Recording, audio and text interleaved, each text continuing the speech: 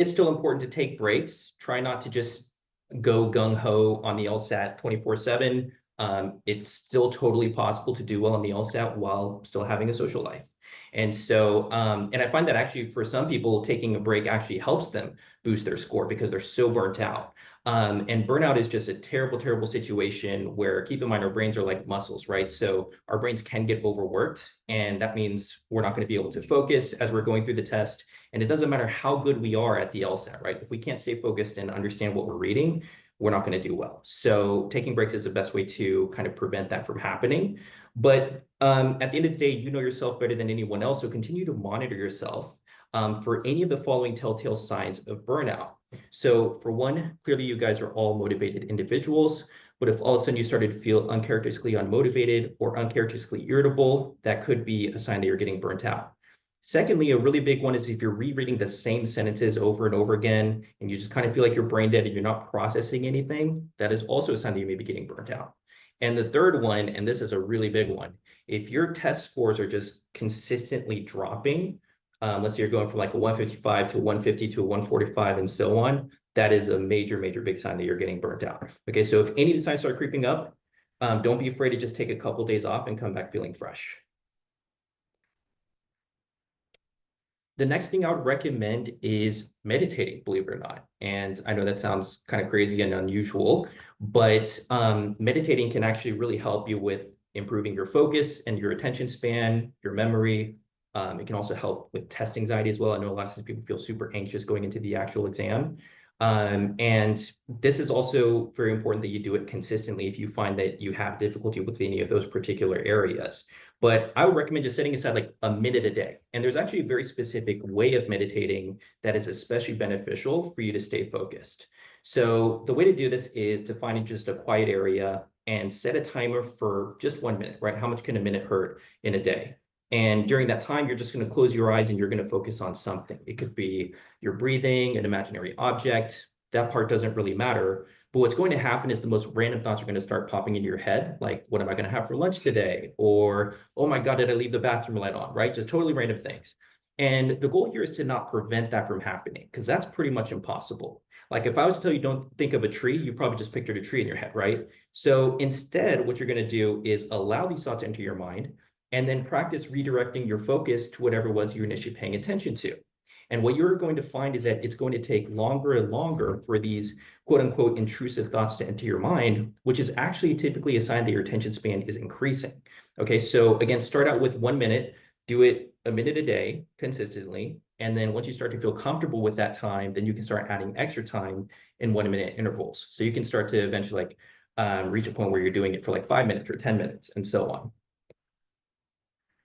So the next thing I would recommend that can indirectly help you with the LSAT is just reading. Okay, so I think even though there's only one reading comprehension section that is graded on the LSAT, there's an argument to be made that 70 to 80% of this test is reading comprehension. I mean, imagine if you misread a sentence in a logical reasoning passage. That's still going to hurt you, right? So we need to be able to quickly and accurately comprehend what we have read. And the best way to accomplish that is to just read. And technically reading anything is going to be beneficial, but I would recommend setting aside maybe just 15 minutes a day where you're reading something. And it's going to be very important that you're actively reading. Don't read just like for the sake of reading it or just to pass the time. Make sure that you're actually making an effort to understand every single sentence as you're going through, even if that means you need to go back and reread a sentence. So it feels like such a minor little thing that you're doing, but it's actually going to really help you with processing information. For those of you who haven't seen an actual LSAT question yet, you will find that it's very dense. It's very difficult to understand, especially when you start getting to the harder level difficulty questions. But if you do want to kind of prioritize very specific types of reading that will emulate what you can expect to see on the day of the exam, I would recommend articles like this. You have the Scientific American, the New York Times, and the Economist. For some reason, I have no idea why the LSAT loves to talk about science. Okay, they have a ton of scientific related passages and they use a lot of scientific jargon. And some people find that's very scary and intimidating. So if you are one of those people, the best way to overcome that is to just expose yourself to that type of language. It doesn't mean that you need to become a scientist overnight. It just means that getting that additional exposure is going to help you feel more comfortable on the day of the exam. Great. So now that we talked about things that can indirectly help us with our studies, let's now talk about how we should be focusing more directly on the LSAT. And this first tip I have for you is probably the most important tip. Sorry. Okay. Which is I would rather have you think about getting better rather than getting faster. So a lot of times when people reach out to me, they come to me and they'll say, Cho, I understand these concepts. I just have to get faster at them. But the reality is, usually, if we're taking a long time to answer a question or if you're having timing issues, usually that's actually because we don't have as deep of an understanding as we should. So I think a great analogy to the LSAT is actually math, right? So you could have someone who could do 5 times 5, and maybe they can get to the correct answer. But if it's taking them a really long time, there's no other solution than for them to just get better at multiplication, right? That's the only solution. We can't tell them to read the numbers faster or anything like that, right? Yet, unfortunately, that's the approach that people take with the LSAT. They think, oh, the reason why I'm taking a long time to answer this question is because I'm not reading quickly enough. But like I was mentioning earlier, as a result, they start skimming and they end up making a ton of careless mistakes. So keep in mind, the LSAT doesn't care about how many questions you complete. It cares about how many questions you get correct at the end of the day, right? So it makes much more sense to focus on developing that competency, and then your speed is just oftentimes going to come naturally as a result. And then if you still run into timing issues, that's when you can start implementing like different timing tactics and strategies, things of that nature. Okay, so the question then becomes, how do we accomplish that though, right? How do we focus on getting better rather than just focusing on speed? And the first thing is, I would recommend completely throwing away the clock in the earlier phases of your prep. Okay, and the second thing is, I want you to understand that the LSAT is actually a skill-based exam. There's no set of rules or set of principles that you can just memorize, or these formulas that you can memorize that are just all of a sudden going to make you score a 180. Okay, it's about developing skills. So yes, memorization will help, but it's not going to be nearly enough. So believe it or not, trying to improve at the LSAT is more like trying to improve at a skill like a sport or an instrument than it is like trying to learn any other undergrad test. Because in undergrad, things tend to be knowledge-based, right? That's why people can just kind of cram the night before the exam and they'll still typically do fine. So I want you to think back to any sport or skill that you had to learn growing up, right? So for example, let's say we're trying to get better at basketball. If we're trying to get better at basketball, we're probably not going to just start off going to like tournaments and competitions from day one. We're probably going to learn very basic things like just how to dribble, right? And it wouldn't be enough for you to just watch a video on how to dribble or read a book on how to dribble. You would just need to go out to the gym and just do it over and over and over again, right? And it's not because you don't know like what the steps are. The steps of dribbling are actually very simple. You just bounce it off the ground and bounce it off the ground again. But it's about being able to do so fluidly and methodically without really having to think about it. So that's exactly how we should be approaching the LSAT. Yet, unfortunately, so many people just treat questions as one and done. In reality, the best way to approach the LSAT is through repetition. We should be repeating the same questions over and over and over again, just like how we should be repeating dribbling over and over again. Okay, so, and this is where so often I get the objection, well, I already know the answer, so this sounds like a huge waste of time. But I gotta say, this is the #1 trait that really separated my students who improved significantly and ended up scoring in the 170s versus those who didn't. And there's a few reasons for this. For one, you will be surprised how many times you'll go back and redo a question that you've seen before, and you'll still get it wrong. And it's not because something's wrong with you, it's just because the LSAT is difficult. That's just kind of part of the game. But my whole philosophy is if we're getting questions wrong that we've already seen before, how are we going to expect to get brand new questions correct? It doesn't really make sense if you think about it, right? And the second thing is, it's not just about knowing the answer. Sure, if you've already seen the question before, you might remember what the answer choice was. That's totally fine. What matters more is, did you know how to get to the correct answer, right? That's what really ultimately matters. So even if you get to the correct answer, but you don't know how you got there, you should be reviewing it as if you got it wrong. That's how important that process is. Because ultimately, you're not going to have the exact same question in each test. They're going to switch it up, and they're going to try to dress up each question as if it's different than others, when in reality, there's a lot of similarities. So it's our job to kind of see past the disguise and be able to see the similarities between the questions. So going along the same lines there, that means we should never rush. And like I was mentioning earlier, that applies not only to when we're doing homework assignments or when we're drilling, but it also applies to even full-length exams. So even when the clock is running, try to practice taking your time, slowing down, and being okay with sacrificing questions at the end, because it's much better to get through a smaller number of questions and get them all correct than it is to get through all of the questions and get less questions correct overall. So this is a point that we can just kind of skip over for now.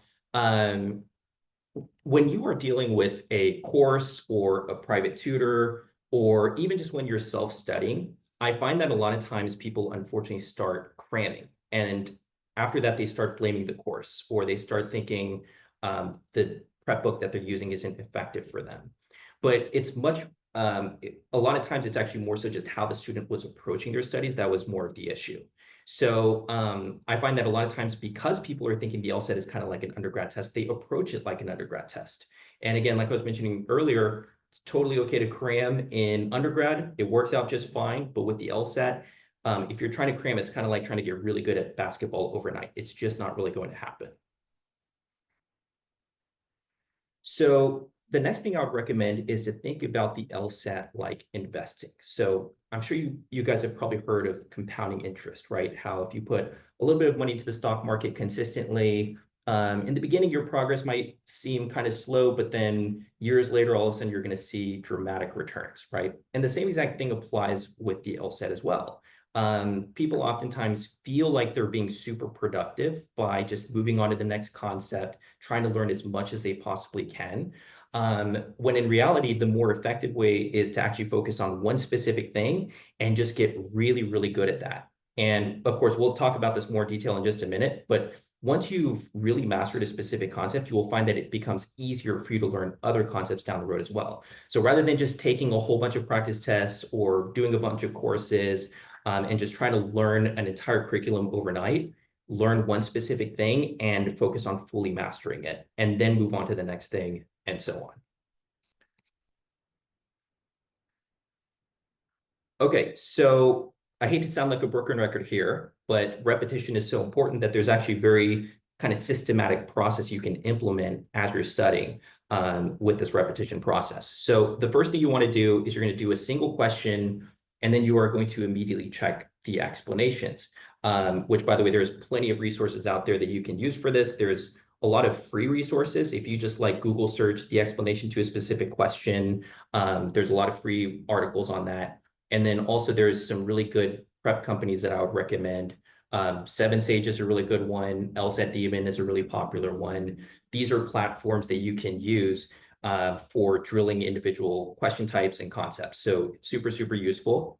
But regardless of what platform you use, you're going to do a single question, and then I recommend immediately checking the explanations. I find that people get kind of trigger happy and they're really excited. They want to just get through as many questions as they possibly can, and then they just check their answers. But if you're doing that, you're just testing yourself. And don't get me wrong, there is a time and place for that. But that's what practice tests are for, and that's what practice sections are for. When we are drilling and going through individual concepts, the goal is to fully understand that question and try to apply everything we can from that question to the next question. And that can only come through receiving the feedback through the explanations. Secondly, notice how I'm saying check the explanation, not just check your answers. A lot of times people just get complacent if they get the question correct, and they think that means they understood everything. But like I was mentioning earlier, that maybe you took a really long time to answer a question that you got correct, or maybe you didn't use the correct process, or maybe you didn't feel fully confident with that particular question, right? So you want to be really nitpicky and make sure that you actually fully understand how you could have approached that question as efficiently as possible. So that's why you still want to read over the entire explanation, even if you got to the correct answer.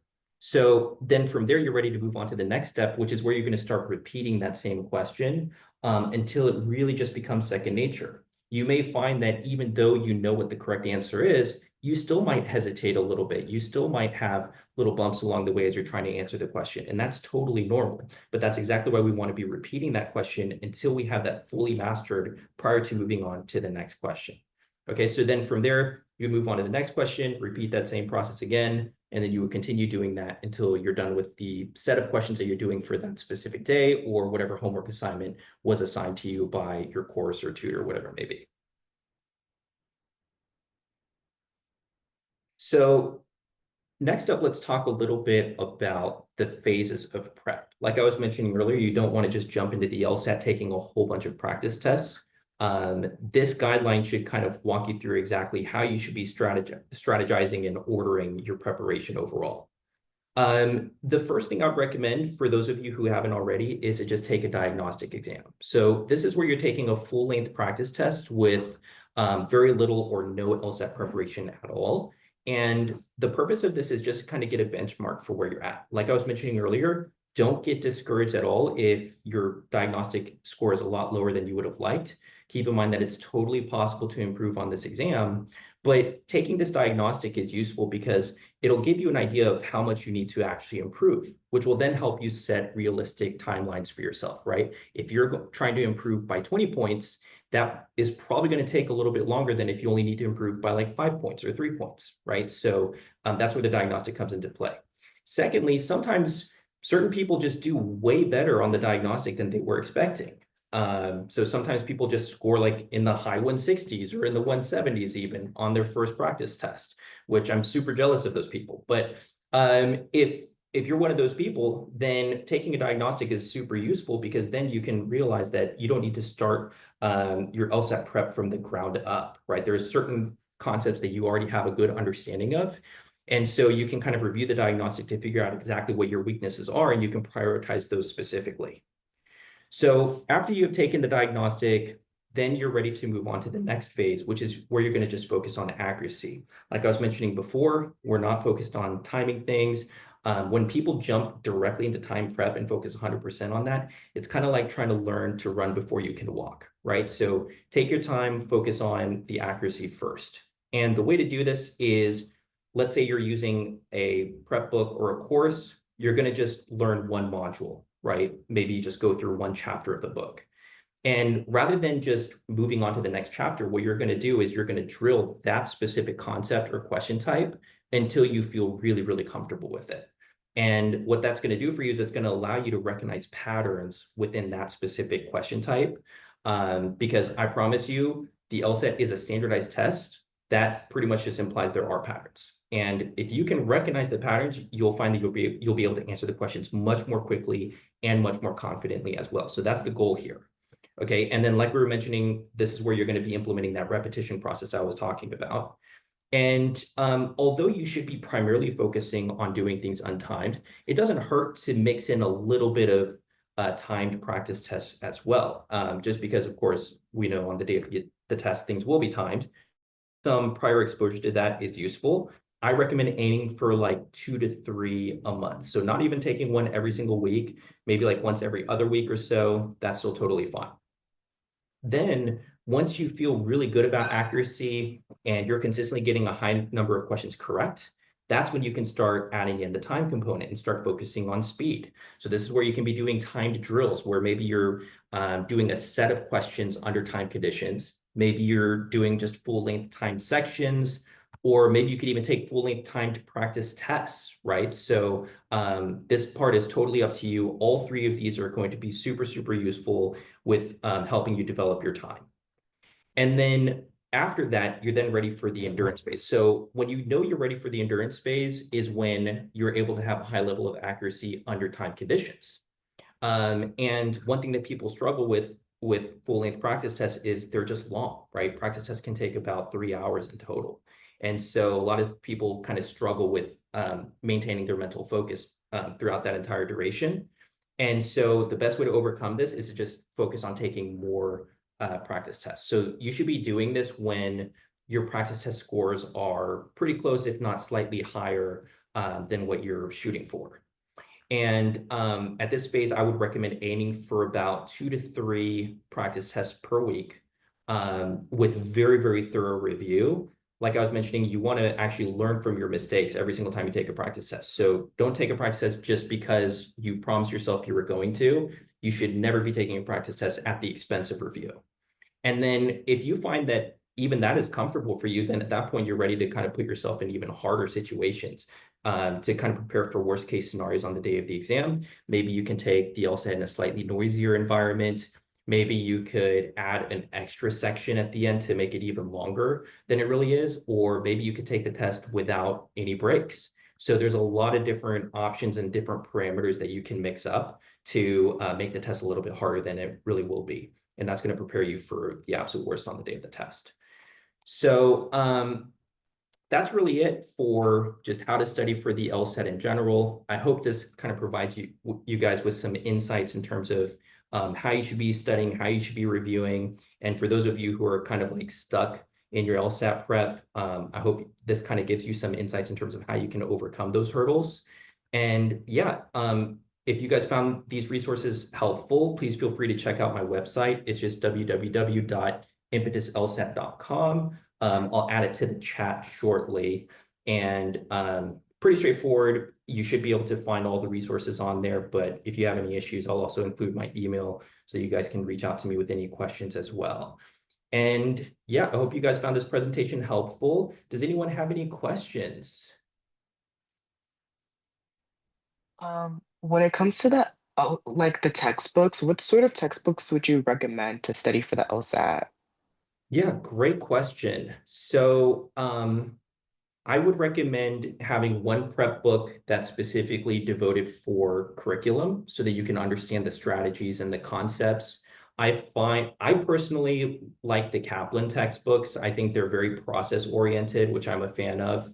But some people kind of dislike it. So I think it's going to be good to kind of try out a few different textbooks to see what works best for you. But another really popular option is PowerScore. So I recommend having one textbook that you have for the curriculum, but then you also want to have a textbook that's devoted to drilling questions by type. Because like I was mentioning earlier, that's going to be super, super helpful for you progressing. There's one by Fox LSAT. It's called, I forget the name, but let me see if I can pull it up real quick.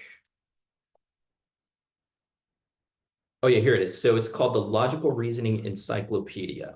And what I really like about this book is it sets up drills by individual questions. So you have like a whole bunch of strength questions, a whole bunch of weakened questions, and so on. And he also offers explanations for each of those questions as well. I do find that for some people, the explanations are kind of hit or miss. Some people like them, some people don't. So again, it's a good idea to experiment with those too. There's also a Kaplan book. It's super old, but it is still a really valuable resource in my opinion. So I would recommend kind of checking it out on Amazon and just searching up like LSAT books, drills by type, and they should give you a lot of good options there. Great question. Any other questions?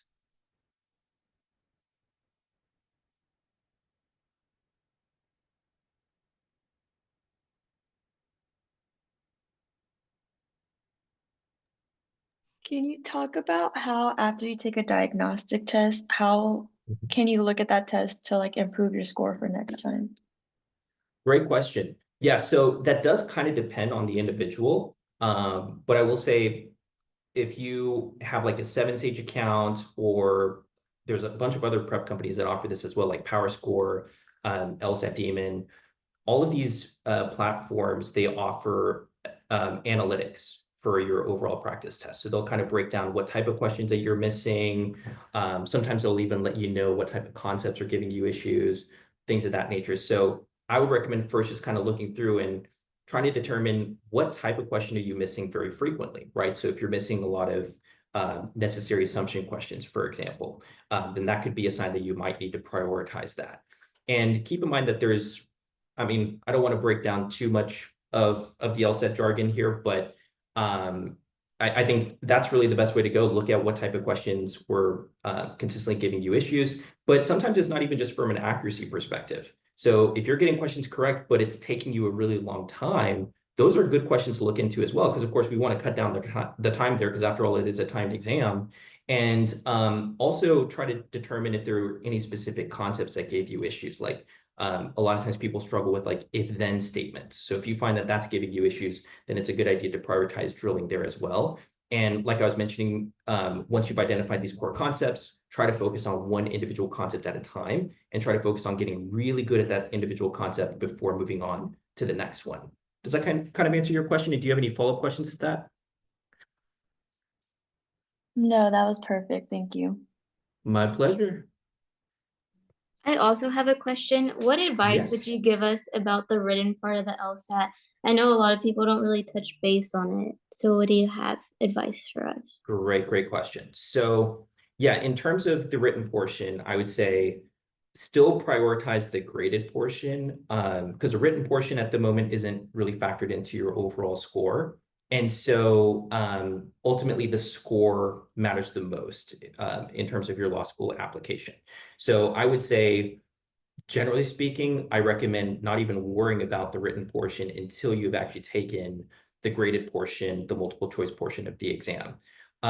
However, after you've done that and you're ready to start with the written portion, I do recommend going through the LSAC website offers a ton of resources and example prompts that you can use. So I would recommend going through those and trying them out, just and also timing yourself just to get a feel for the actual testing conditions on the day of the test. But in terms of like just general tips and strategies, one thing I do recommend is setting up an outline.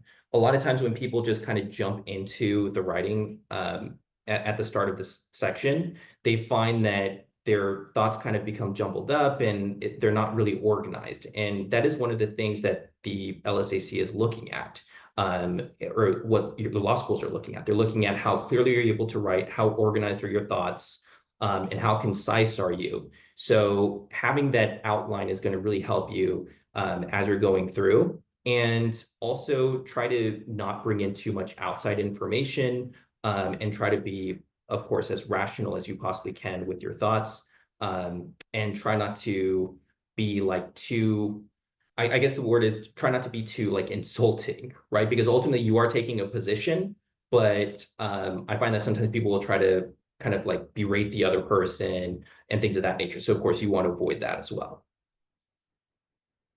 Great question. Any other questions? So what timeline would you recommend for taking the test? Like, should you take it like 2 years before you apply or like 1 year? Great question. You could actually take it as late as just the application deadline. Okay, so or whatever, not the application deadline, but the LSAT deadline for the school that you're applying to.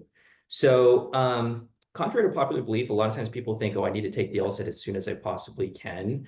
But of course, that still helps if you're able to reach your target score and kind of apply early decision. However, it's much better to actually apply later in the cycle with a really good LSAT score than it is to apply earlier with a lower LSAT score, if that makes sense.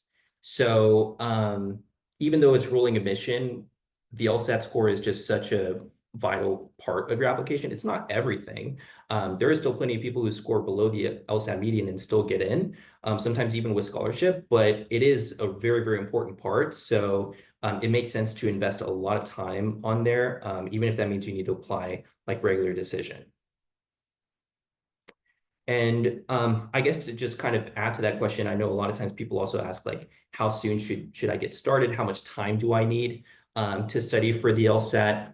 And unfortunately for those questions, it really just does depend. But I would say for most people, just start as soon as you possibly can, because it's far more common for people to underestimate how much time they need than to overestimate. And so just start as soon as possible. And like I was mentioning earlier, even if you can only squeeze in like 30 minutes or an hour of prep a day, that's still totally fine. Just try to be as consistent as you can. So yeah, great question. I know that Khan Academy has free LSAT prep. Would you recommend them?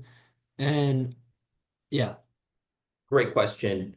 I I thought last time I checked, I heard from some of my students that Khan Academy got like shut down um, for their LSAT prep. Maybe I'm mistaken, but I do think as far as free prep goes, it's a great resource, right? But I personally do kind of lean towards the paid subscriptions if I had to choose for someone, just because a lot of people do find that the Khan Academy explanations are a little confusing. And so that's one thing to kind of keep in mind. Also, they do have drills on Khan Academy if it is still running, and which is great. However, the way that they categorize and compartmentalize the questions, I think could be a little bit improved.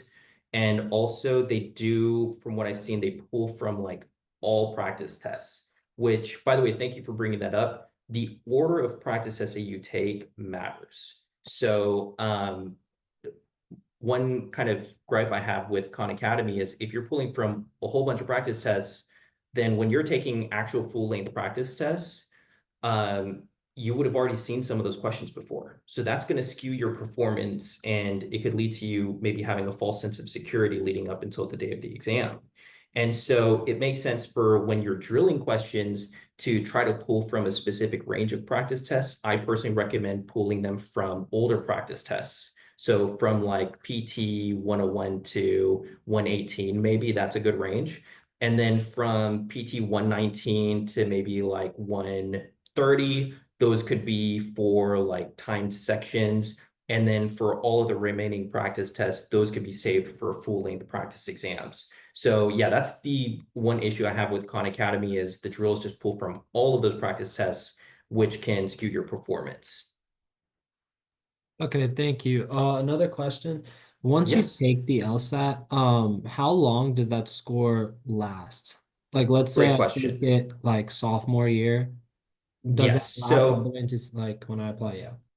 great question. Yes, so your LSAT score lasts for about 5 years. So as long as you don't plan on going to law school like several years after you graduate, you should be good. Awesome. Thank you. My pleasure. Any other questions?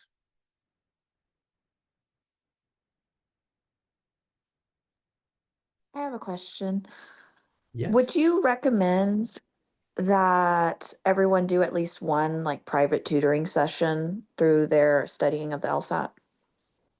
Great question. So I personally, and this is me being biased as a tutor, I would actually recommend starting out on your own, because tutors are not entirely necessary. Now, I would say like if financial considerations are just not part of it at all, then absolutely having a tutor is great from day one because they know the road that you need to take in order to achieve a higher score as quickly as possible.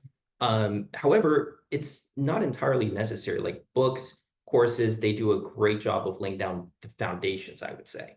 I would say tutoring is more so beneficial when someone is really hitting a wall and they're plateauing in their practice test scores, despite the fact that they learned those fundamentals, because then tutors can actually diagnose their weak areas and uncover weaknesses that the student wasn't even aware of.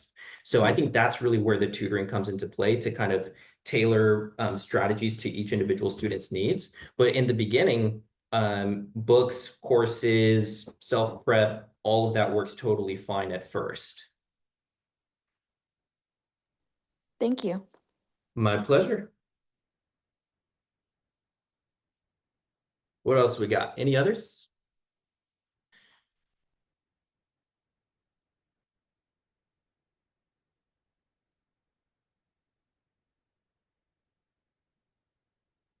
Okay, cool. And let me also include my email in here.